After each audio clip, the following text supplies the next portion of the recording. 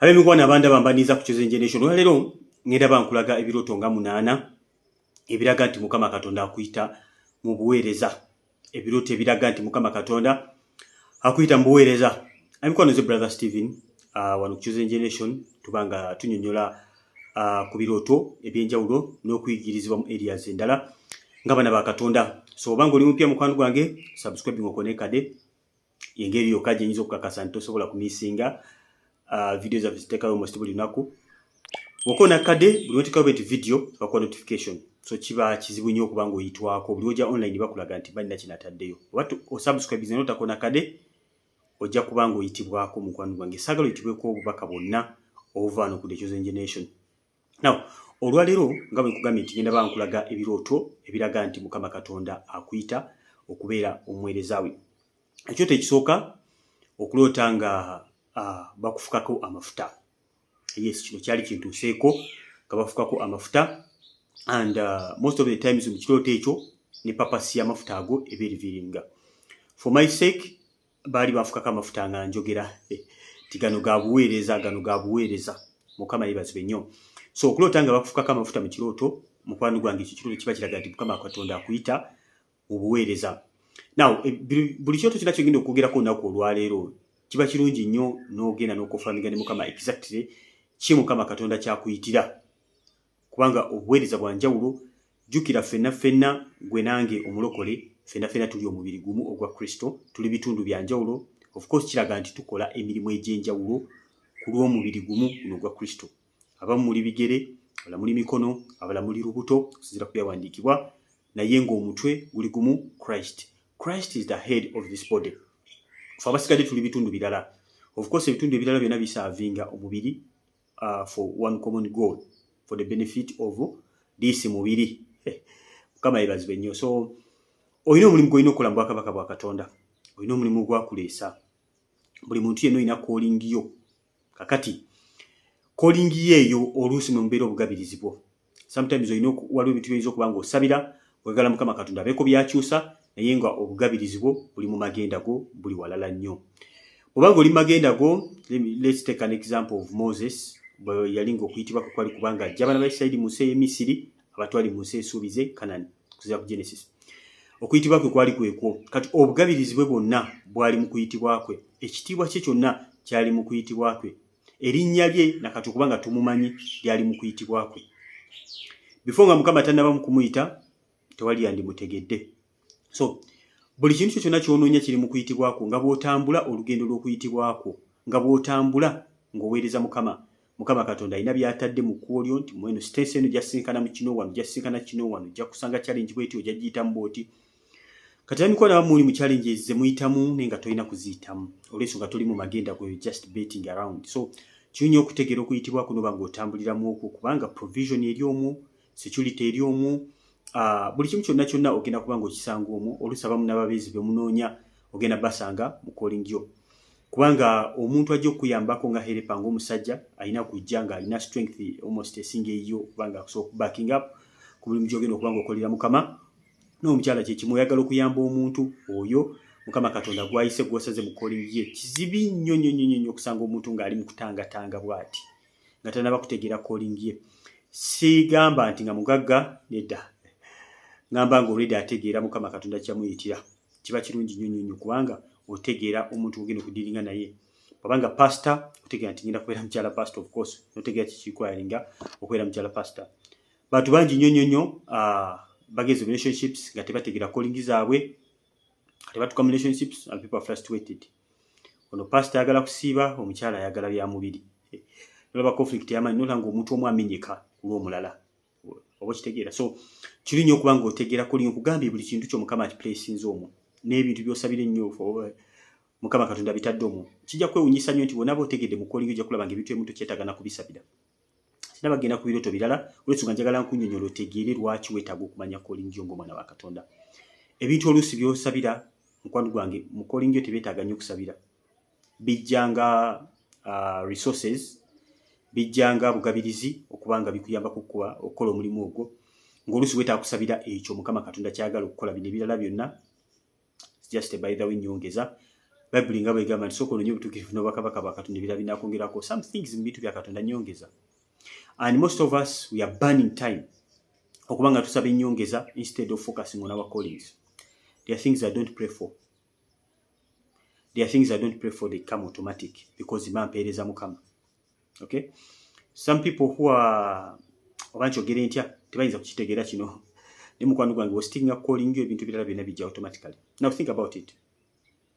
Wali bintu abaweereza Katonda byatakyasabira. No, they come automatic.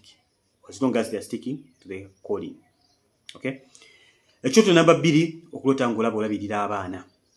Olabirira abaana mukwano gwange. Bible egamba muleke abato bajje gye ndi abo be balisikira obwakabaka bwa Katonda. Okulota ngolabirira abaana oli mu baana olabirira ekyoto kino abasinga mu kipeereza nnyo mu comment section. Ekyo kyoto ekiraga nti Mukama Katonda akuyita mu buweereza. Okuyita mu buweereza. Of course, abaana bali presenting abaana ba Katonda kubanga ffenna tuli baana ba Katonda. Abaana bali presenting abaana ba Mukama. Nze nawe tuli baana ba Katonda. So bulaba nga oli mu baana obayamba oweereza. Kyoto kino bane bangi mukimbuuzizza. I wish everyone buli mulokole n'alaba video eno. Obanga olaba video eno mukwano gwe njiweerezeko abalala kubanga si buli muntu yenna nti ali ku chosen. Recommend this channel to so many people abaana ba Katonda. Kijja bayamba nnyo kubanga bayongera ku ekyo already kibalina.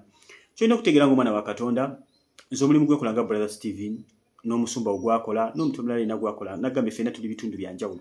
Nyinza oba sifaanana na kyosuubira oba musumbawo kubanga si yogera ku musumba byayogerako. Manya, we have different callings. For now, this is what I'm supposed to be doing. Okay? So, mukwano gwange buli muntu yenna ndibadde osubscribinga ku channel eno kubanga kuliko ebintu bitagenda kusanga abantu walala wonna.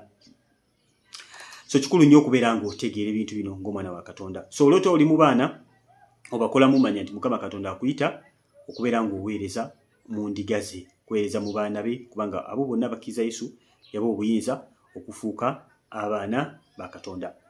Ekyoto namba 3 okulota ng'otudde mu baasi ng'ovuga abantu oba emmotoka yonna public transport ng'ovuga abantu. Okay? Na ekyoto kino ekyokuvuga nakola video ekwatagana ku birooto by'okuvuga bus. So gena nonya okuvuga bus kitegeeza ki by Brother TV. Ojja kufuna details nyingi yose jazigendamu kwatagana kuvuga motoka efunye akabenje ovuga abantu tomanyi kuvuga everything is out of control. Bino jabo bisanga omwo bus ekulese otusereti bingi nnyo ojja kuba bisanga mu video eyo.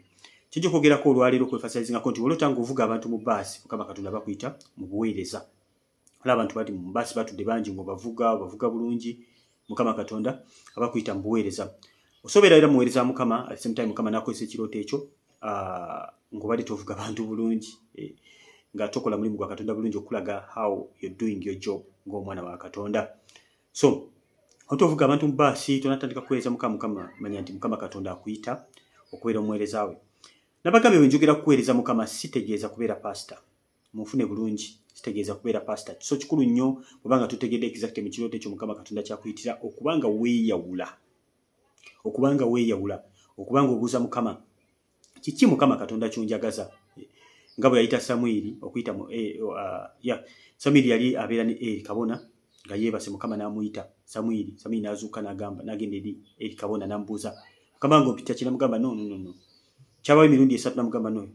Oyo eddoboozi ya Katonda bw'akuyita mubuuze Mukama Katonda ki nze zuuno. So Mukama Katonda bw'akuba kina kyakuyita nga tokitegedde mubuuze. Otabuuza Mukama you're going to gamble. Ya becoming a pastor nga mafuta go sikakubeera pastor. Maybe amafuta go akunoonya ssente osobola okusupporting emirimu gya Katonda. So bw'obeera pastor tekijja kukola kubanga ekyennyanja tekikolera ku lukalu. So olina okuteekera calling yo ate sticking ku calling yo. Sticking ku vision yo Mukama Katonda ekyakuyita nagambye mwembuli buli kimu. Ojja kunyanga nkugambye nti ebintu ebisinga by'osabira mukwano gwange wandibanga already biri mu calling yo. Ekirooto ekirala olota ng'olaba osumulula abantu kyetegeeza nti ng'obasabira ng'olaba bagwa olaba basumululwa.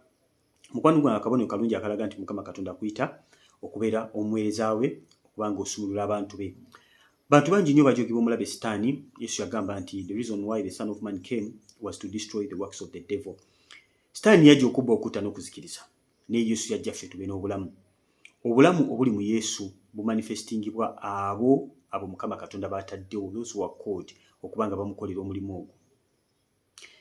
yagamba nti no sigenda kubaleka nga bamuleka ngenda basindikira omuki omwe mutukuvu alibabulira byonna. Ate Yesu n'agamba abayigirizwa abe nti do not leave what Jerusalem, musigale mu kisenge ekya waggulu until when the Holy Spirit comes. And when the Holy Spirit comes, we shall receive power. In fact, yabagamba, you shall receive power when the Holy Spirit comes on you.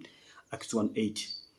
And you shall be my witnesses in Judea, Jerusalem, Samaria, and to the ends of the world. Tinabagamba, stay in Jerusalem. Musigale mu kisenge ekya waggulu until when the Holy Spirit comes, and you shall receive the power when he comes on you. Waliwo amaanyi ga Katonda gateeka mu offices ez'enjawulo. Offices za Katonda bw'ateekamu amaanyi ago gakuyamba okukola emirimu gye mu maanyi agasukulumye gwe ng'omwana w'omuntu. So kikulu nnyo ng'omwana wa Katonda okutegeera okuyitibwa kwo era n'ositeekinga ku ekyo. So olw'otulaba osumulula abantu, manya nti Mukama Katonda akuyita okubeera omuweereza we. Ekirooto namba 4, okuloota ng'olaba oli mu owonya abantu. Nja kugamba nti owonya abantu naye si gwe awonya. Of course Katonda yawonya, naye ng'olwota olaba oli mu kirooto owonya abantu, bazibe b'amaaso bazibuka, abalima batambula, bakigala bawulira, abantu bawona endwadde ez'enjawulo, maybe abafu bazuukira. So bote ekyo kifaananako bwe kityo mukwano gwange, manya nti Mukama Katonda akuyita okuyingira mu buweereza. Now neesalire nti bw'olota nga ebyo bibaddewo nti bigenda okubeerawo, sometimes Mukama Katonda ayinza okuba nga akuyita okuba nga owonya emitima gy'abantu, okuyita maybe mu bigambo byo. Sometimes kirooto ng'ekyo Mukama Katonda ayinza okuba nga akuyita okuba nga okolera ddala exactly nga bw'obirabye mu kirooto. Sometimes Mukama Katonda ayinza okuba nga akuyita okubeera nga weegayirira, you intercede. Omanyi prayer esinga okubeera amaanyi za intercession, okwegayirira. So sometimes oyinza okuloota ekirooto bwe kityo nga Mukama Katonda akuyita okuba nga obeera omwegayirizi, weegayirira ku lw'abalala, oyimire mu kituli, Mukama Katonda asobole okuba nga abayamba, asobole okuba nga abasikayo, asobole okuba nga abawonya, asobole okuba nga ataasa aba backslidinga, asobole okuba nga awonya eggwanga lyo, depending on kyo interceding, oba kkanisa, oba basumba, oba balokole batambula naaga. Bano Bible beeyogerako those who serving two masters at the same time. Ali mu nsi, kabbiya akaagala, Yesu amwagala. Boyfriend amwagala, Yesu amwagala. Obwenzi abwagala, Yesu akola ki? Amwagala. Kabbiya akaagala, Yesu akagala. N'ekirala kyoza okulaba ng'oli akyagala nnyo, bayagala nnyo social media, okubeera ku ssimu ennyo, ayagala nnyo essimu y'okusinga Yesu. Walunda kulamba tasomye ku Bayibuli, tawuliriza musumba, tanoonyeza Mukama, akoyera ku ssimu ye, kugamba essimu kyekibumbe kyasinza. Ni ignorant we nga tamanyi. So Mukama Katonda ayinza okukuyita okubeera omwegayirizi. Mu ekyo ekirooto kyekibunga olwota olaba ebyamagero bigenda maaso, Mukama Katonda ayinza okukuyita nga kiri so direct, ate okuba ng'owonya emitima gy'abantu. So kiba kirungi nnyo ng'omwana wa Katonda okuba ng'obuuza Mukama exactly. Nakugambye bw'olota ekirooto nga kino eky'obuweereza, buuza Mukama specifying. Mukama wakuwa amafuta mu eyo office mwogenda okutambula, gambye bwe muli buli kintu kyonna. Obugabirizi bugenda beera mu eyo office, Mukama Katonda agenda kuleeta buli kintu kyonna mu eyo office. Ekintu kimu ky'okola mu Katonda, no mastering ekyo ng'obuweereza bwa Katonda, buli kintu kyonna ky'onoonya kiri awo. As long as oli ku mulimu gwa Katonda okola, byonna bigenda kukusangaawo ng'omwana wa Katonda. So kikulu nnyo okuba ng'otegeera calling and nogistikingako ng'omwana wa Katonda. And you people should not get ashamed of Jesus. Baana ba Katonda bangi mutya n'okwogera nti muli balokole. You cannot come out and say I'm a born again, ndi mulokole. You are ashamed of Jesus because people, abantu abasinga tebamwagala. Abantu abasinga bakulaba nga oli wa Yesu balowooza oli musiru. Kati naye toyagala kusiriwala eno mu Katonda, oyagala kubeera mugezi. Bible tuyita kusiriwala. Later tujja kuba bagezi. And those who think they are wise end up being fools. Come on, bw'ogenda mu Kenya you a fool. Why? Because salvation is free. It's a free gift from God. How can you reject such a gift? Ejirako obulamu obutaggwaawo, ejirako emirembe, obugabirizi, entire family ekyuka yonna. Temuli bwenzi, temuli bukabakaba, temuli bubbi, temuli hatred. Kugamba obulamu buli perfect Katonda bwayagaliza omwana w'omuntu yenna. Botayinza okusanga mu ddiini ddala yonna. Buli mu bulokole. Of course people fail. Oyinza okugamba abalokole bakola bino. Yes, of course people fail. But that is the way engeri tulina okutambulamu ng'abaana ba Katonda. That's the picture. How can you hate such a thing? kumanya abantu bakyawa ebintu ebirungi baagala bya sitaani byokka. Bayibuli egamba ogwabwe gumaze okubasinga kubanga baagala ekizikiza, omusana tebakola ki? Tebagwagala. So never get ashamed of Jesus. And the worst is, Bayibuli egamba alinneegana mu maaso g'abantu ndi mwegaana mu maaso ga kitange. So bw'obanga Yesu omukweka twagala abantu bamutegeere, manya mukwano gwange ne Yesu ajja kwegaana. Anti kibi nnyo Yesu okwegaana mu maaso ga Katonda. That's really bad. That's really bad. Tuwanitaze kulaba ng'ekyo kikutuukako. So bw'olotanga olaba obuulira njiri, ekyo kijja kuba number 5. Naga ngenda wa EBILOOTO just 8 byokka ebiraga obuweereza kw'omwana wa Katonda. Otanga olaba obuulira njiri, mukwano gwange Mukama ayinza okuyita okubeera evangelist, okubanga obuulira enjiri mukwano gwange. EBILOOTO olaba obuulira enjiri abantu balokoka. Sometimes Mukama specifying nakulaga ekifo mu obuulira enjiri. Sometimes ayinza okulaga ng'obuulira family yo. Sometimes mikwano gyo, sometimes omuntu omu. Mukwano gwange Mukama Katonda bw'akuyita n'akugamba omuntu omubuulire enjiri, genda omubuulire. Bayibuli egamba bwe ngamba omuntu okwenenya, bw'onootamulabula omusaayi gwe nja kugubalira ku mutwe gwo. Oyina ebibyo Mukama Katonda by'alina okubanga akuyamba ng'okyali wano nga tonnaba kumutuukako kubanga akusonyiwa. Naye tewandyetaaze Mukama kukubalirako bibi by'abalala bonna.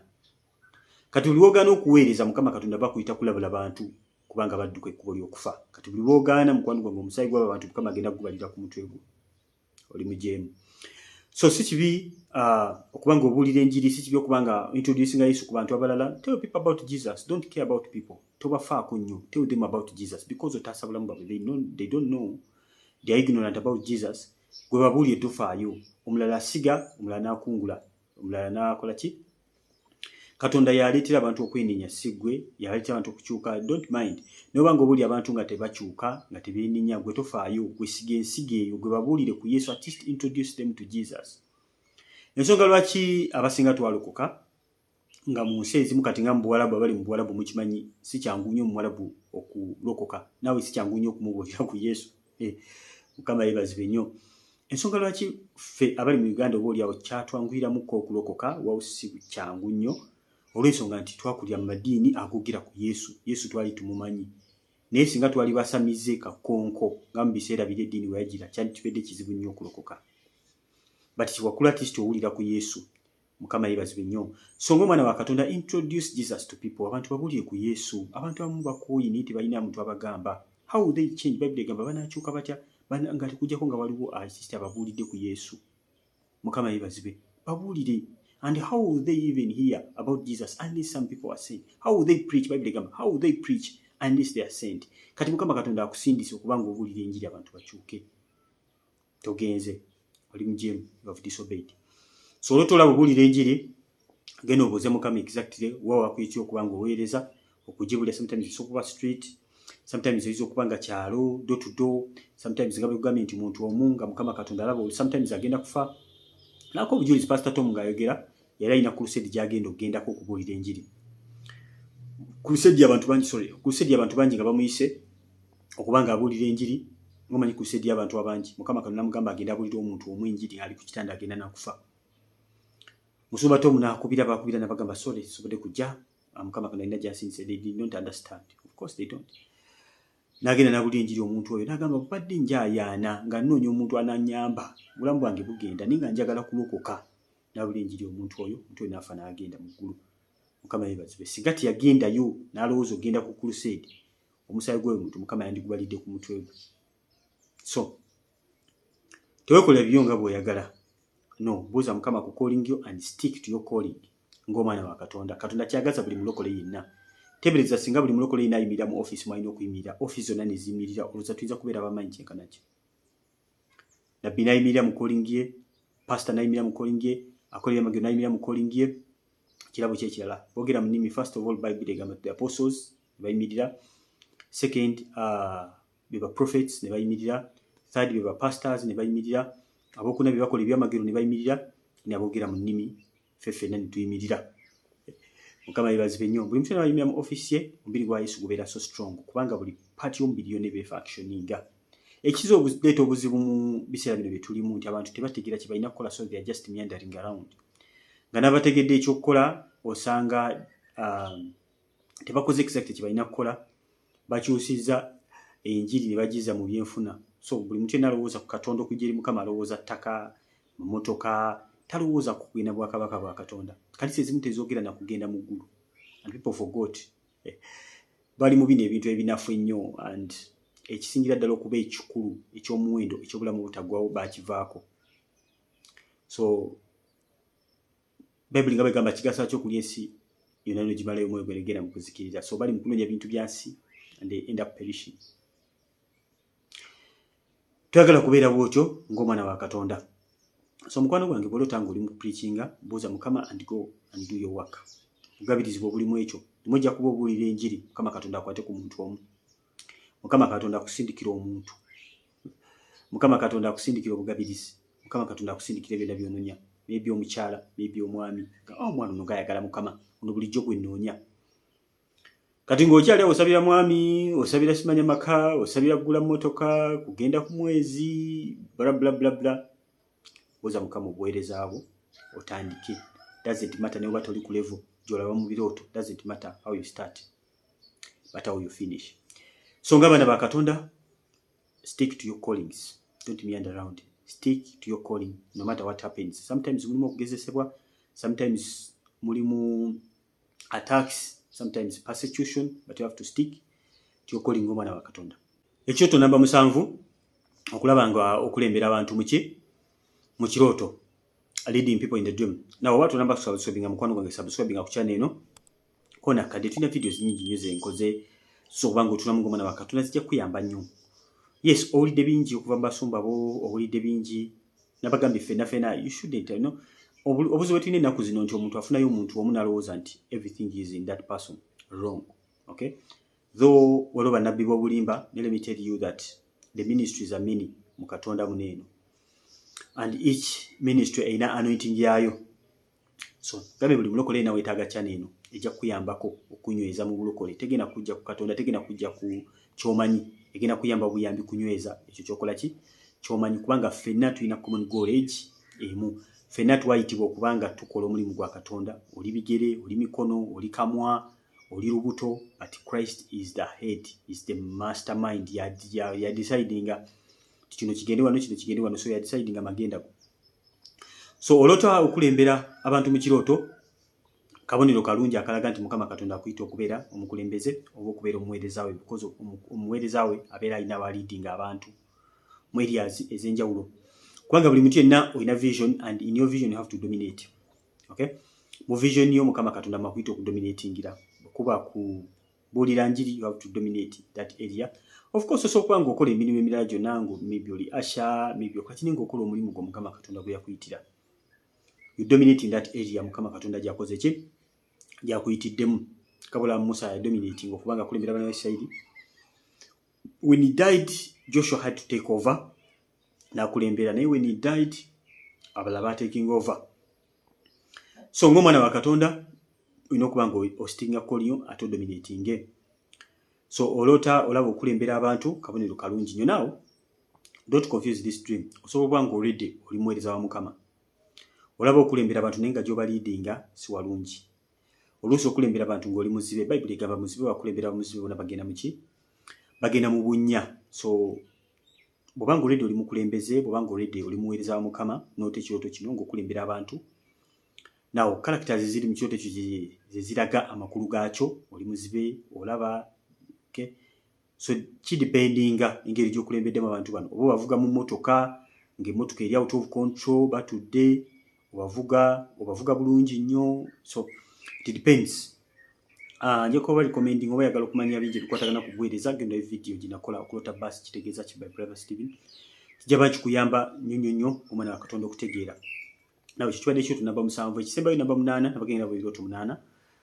Namba 8 kwe kutangula abakuselectinze okubeera omuweereza wa Katonda mu kanisa. Oba bakuselectinze okubeera asha, bakuselectinze okola kutoyiye kanisa. Mukama yeebazibe. Yes, kakati kyolina okutegeera ng'omwana wa Katonda. Sometimes osobola okubuuza Mukama Katonda ndaga obuweereza bwe n'akulaga obuweereza obulinga bw'otayagala kukola. Atakulaga exactly eki ky'ogenda kukola, n'asooka akulaga for this moment you need to do this. Nagamba saawa zino nkwagala kugenda kukola kutoyi ya kanisa. Ate ogenda kukola kutoyi ez'ekkanisa eziri busy nga mutundwe. to the Christian Fellowship Pastor Tom. Njogera ku ekkanisa kubanga emu ku kanisa gye mmanyi ziri genuine. Kizwalira okwogera ku kanisa endala. So emu ku mega church buli mungi amanyi eri genuine. Now, Mukama Katonda asobola okulaga nti okola ku toyi. Nakulaga okola ku toyi nakuyita okola nayagala labe ogenda kubeera mugonvu kyenkana ki. Ku toyi eyo ng'omweza wa Katonda oyigirayo bingi. Oyigirayo okugumiikiriza, toletinga kubanga waliwo omuntu ajja mu toyi ng'alibibye. Era nawe ogenda otuuka ku toyi nga naye eribyayo. Mukama yeebazibwe nnyo. So abamu Mukama Katonda bakuyitira ogwo omulimu ngeno olaba oli high class, maybe in a degree. Olowooza Katonda yandibadde akuyitira omulimu ogw'amaanyi ennyo. Nga Mukama Katonda ayagala kugyamu amalala gonna asobole okukusitula bulungi nnyo. So beera careful ng'omwana wa Katonda. Kasita okakasa nti Mukama Katonda ayogedde ekintu. Mukwano gwe Katonda mulekere ekitiibwa kye kola omulimu Mukama Katonda gwakugambye. Kikulu nnyo. Now don't confuse this. Mukama Katonda asokuyitira ekintu nga kyakaseera katono nga ddaala tegenda kukutwala ku level eddako. Njaga okutegeeza eddaala eryo kkulu nnyo nga bw'oyagala kiri Mukama Katonda kyagala okutwala. Nja kutegeeza nti eddaala eryo kkulu. Bw'olisa amanirigwa togenda kutuuka gy'olaga. Process eyo Mukama Katonda bayagala gikuyiseemu abeeko byakugyamu. Abeeko byakuyigiriza ng'omwana wa Katonda.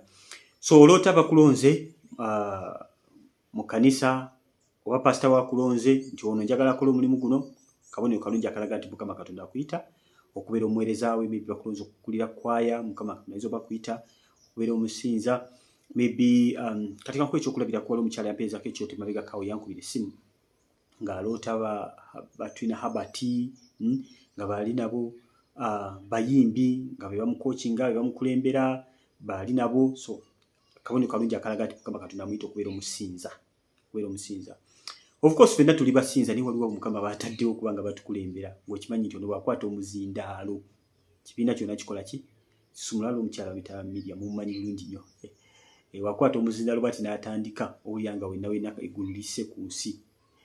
Mukama yeebazibwe nnyo. So those are the callings ze njogerako. Olwo ffenna tusinza Mukama wera ffenna tuyimba, but there are specific people nga bulaba nti Lucifer. Now this is not a good example, but a best example gye tulina nti Lucifer yakuliyetingibwa nga musinza. Gwe mulimu gwe Mukama gwe yali amukuliyetingidde specifically buli kimu ekiri ku ye nga kisinza Mukama. Ne bwamuvizibwa ati mikono amaloboozi agavamu gasinza businzani Mukama. So waliwo abantu specifically Mukama bawadde talent 24 hours ng'omulimu gwe balina okukola gwegwo. Kulembera abantu kusinza, creating a music wa kusinza, gwe mulimu Mukama gwakoze eki gwawadde abalala ba gifts ez'enjawulo because fenna tetusobola kubeera kimu. Mbiri gwa Katonda kuba tukola ki tugenda maaso.